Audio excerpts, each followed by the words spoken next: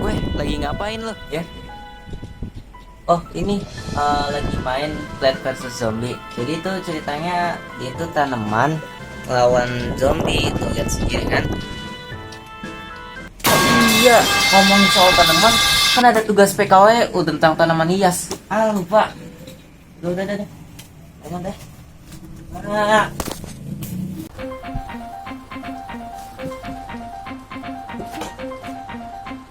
Ya, kembali lagi dengan saya Wahyu Bongke dari kelas 10H, dan pada video kali ini saya akan menjelaskan tentang budidaya tanaman hias.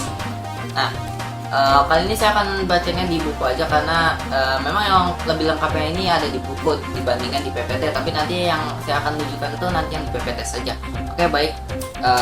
Tanpa lama-lama lagi, langsung saja kita ke soalnya. Yang pertama itu jenis tanaman hias yang paling banyak dikoleksi, yaitu yang pertama ada anggrek bulan dengan harga 310.000, anggrek hitam 153.000, anggrek Weber berbulu 107.000, anggrek kebutan dengan harga 122.000, dan anggrek larat dengan harga 81.800. Nah, kali ini kita akan bahas yang termahal aja, yaitu anggrek bulan dengan harga 310.000.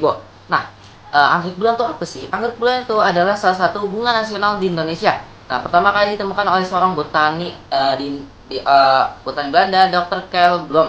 Tanaman ini tersebar luas mulai dari Malaysia, Indonesia, Filipina, Australia hingga Papua. Ciri-cirinya dia memiliki mahkota. Salah satu keindahannya itu terdapat pada bunganya. Dia memiliki 3 lem mahkota yang dilindungi oleh 3 kelompok bunga. Nah, biasanya sebelum mekar kelompok bunga ini belum memiliki ukuran kecil dan berwarna hijau. Lalu dia memiliki sedikit keruman dan waktu mekar lama, serta dapat tumbuh hingga diameter 10 cm lebih. Nah, lalu daunnya berwarna hijau dengan bentuk panjang, akar-akarnya juga berwarna putih dan berbentuk bulat. Nah, serta terasa berdaging. Lalu manfaatnya itu anggrek buang itu punya nilai ekonomi yang sangat tinggi. Jadi untuk dijual itu memiliki keuntungan yang sangat tinggi juga. Nah, itu bisa untuk persilangan, koleksi, bunga potong, dan pengeserongan maupun taman. Nah, lebih dari sekedar tanaman hias, anggrek bulan juga dikenal memiliki manfaat kesehatan, bisa buat pengobatan tradisional dan sebagainya. Tanaman ini juga menjadi simbol ketenangan dan keagungan. Menjadi seringkali dikaitkan dengan kemewahan dan keindahan yang halus. Nah, lalu itu tadi barusan adalah pengetahuan umum atau pengetahuan yang biasa di masyarakat, yaitu yang tadi aku sebutkan, pengertian, ciri-ciri, dan manfaat. Nah, lalu yang kedua, nomor 2, yaitu teknik budidayanya.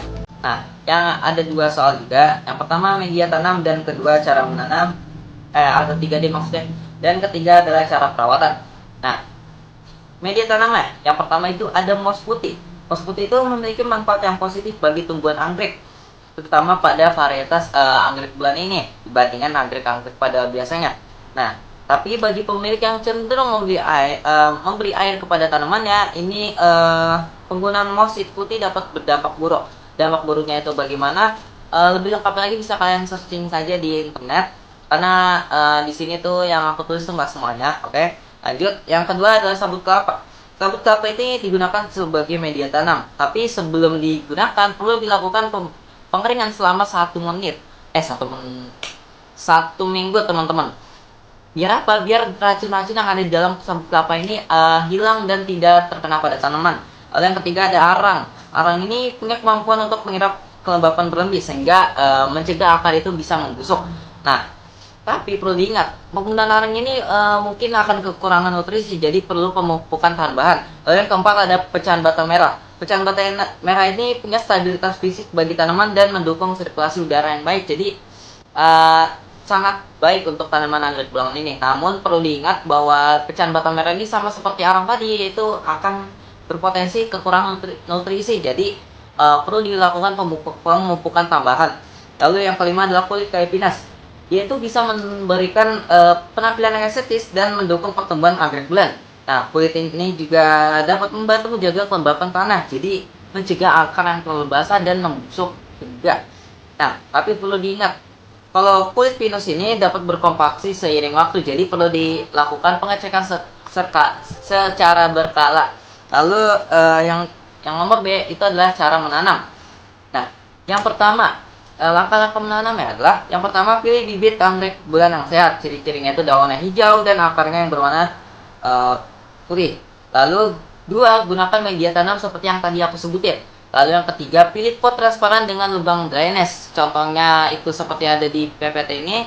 Lalu yang terakhir, yang keempat adalah letakkan bibit anggrek di pot dan atur posisi akarnya supaya tidak berantakan. Nah, yang terakhir adalah cara perawatannya. Gimana sih cara perawatan anggrek bulan ini? Apakah ribet atau mudah? Nah, yang pertama adalah siram anggrek sekitar 1-2 kali seminggu.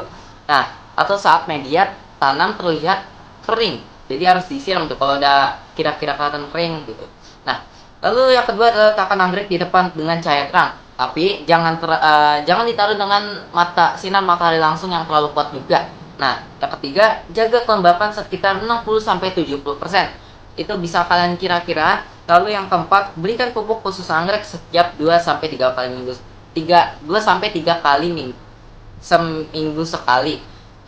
Contoh gambarnya ada seperti di PPT ini. Yang kelima adalah sering-sering bersihkan daunnya dari hama dan penyakit, dan tenang periksa anggrek supaya untuk memastikan tidak ada hama dan penyakit juga. Oke, sekian presentasi dari saya, Wahyu Bungti.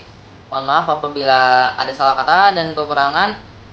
Ya, terima kasih. Wassalamualaikum warahmatullahi wabarakatuh.